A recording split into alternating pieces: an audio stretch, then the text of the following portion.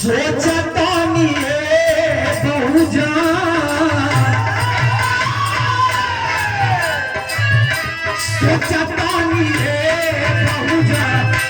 कैसन ससनवा चाहिए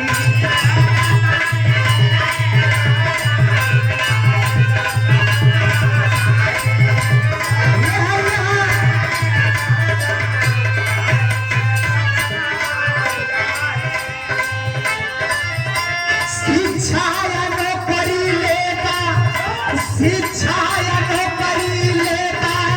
फिर के रसनवा चाहिए शिक्षा नौकरी लेता फिर के रसनवा चाहिए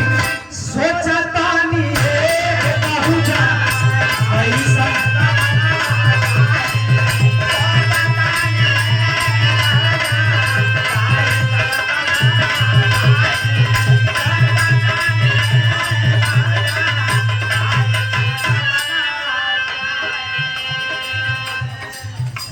सम्मानित पुरस्कार कल्लू डांसर के सुपुत्री बिटिया रानी की ओर से सम्मान किया गई। बिटिया के बहुत बहुत आशीर्वाद भोजन महापुरुषों का आशीर्वाद लगे कहना है भैया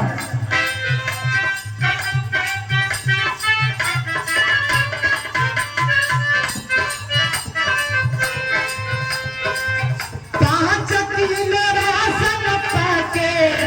बैला भुलाई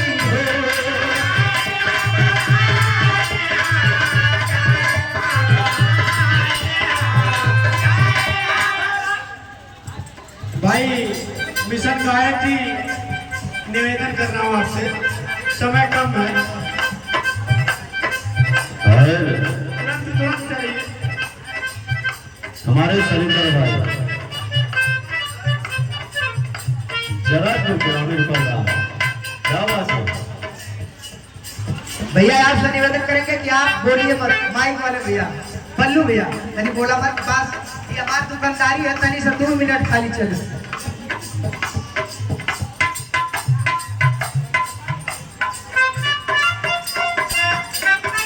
सम्मानित साथियों अनिल बाबू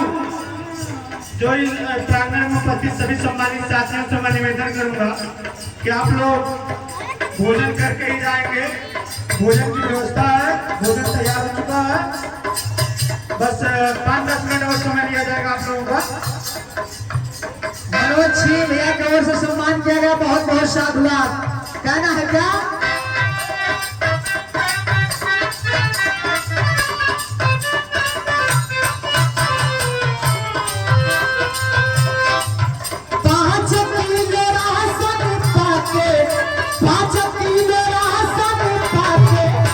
गैला भुलाई हो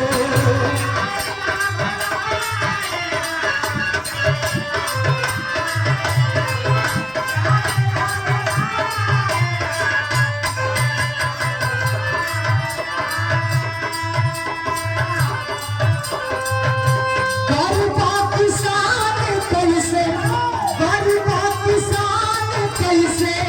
कैसवा भराई हो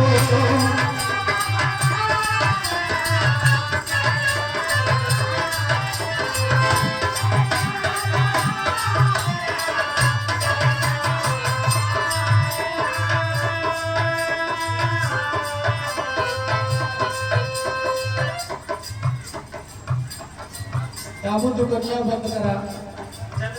चंद्रशेखर भैया की ओर से सम्मान किया गया लास्ट लाइन में एक आपका ये गीत में ये लाइन पे ताली बजे के चाहिए बहुत माला रोटी वाला बहुत माला रोटी वाला नीत बहु जन्मा चाहिए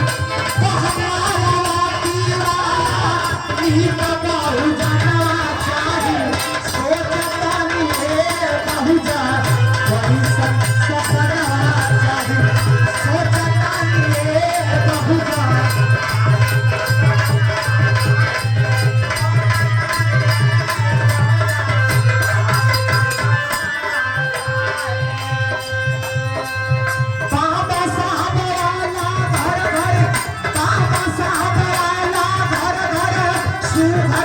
विधानवा चाहिए